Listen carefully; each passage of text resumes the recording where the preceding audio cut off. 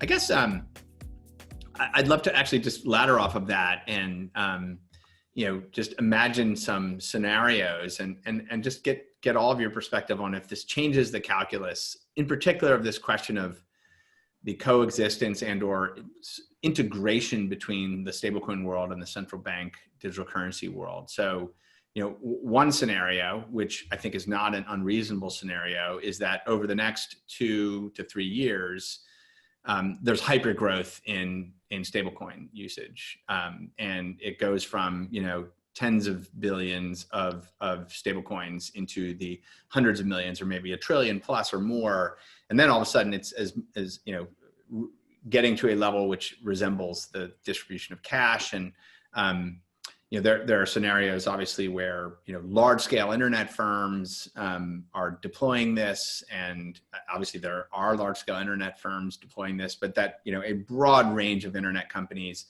and fintechs and large financial institutions just sort of adopt this, and you sort of have that hyper growth. Does that affect how the Federal Reserve would look at this? Is there a de facto digital dollar at that point that needs to be then regulated differently, the reserve model regulated differently? So that's one scenario, and it's not an outlandish scenario, certainly. And then another scenario is more geopolitical in nature, which is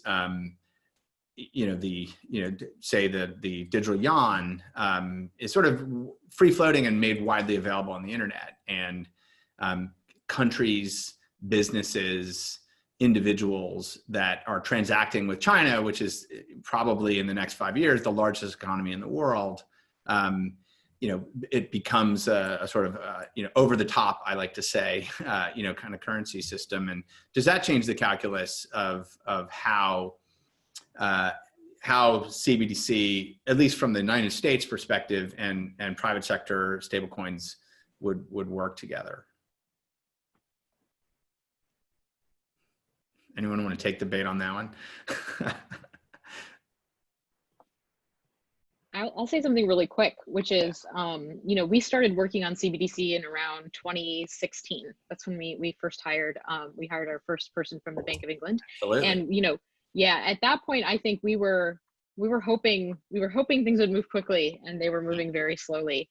So it's definitely the case that all of the things you just cited have accelerated this conversation dramatically. Yeah. I think a lot of folks who thought maybe this was 20, 30 years out, not something they had to worry about right now, realized, no, this could be a 5-year problem or less, right, and that we really need to get smart on it. So that definitely the things you mentioned have been an accelerator. Yeah, and I'll agree there that with Neha, certainly, I can't speak on behalf of this Federal Reserve System, and our team is a technology team, right? But what's critical for us to understand, and one reason we've launched this is, we know that the private sector, like Circle, like the Center Consortium, for example, are building really interesting technologies that we need to understand deeply.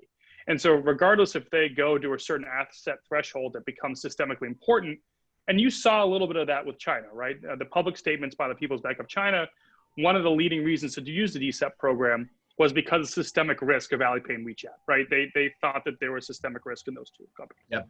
And so the Chinese government really had to learn how Alipay and WeChat worked, right, to help build their own system.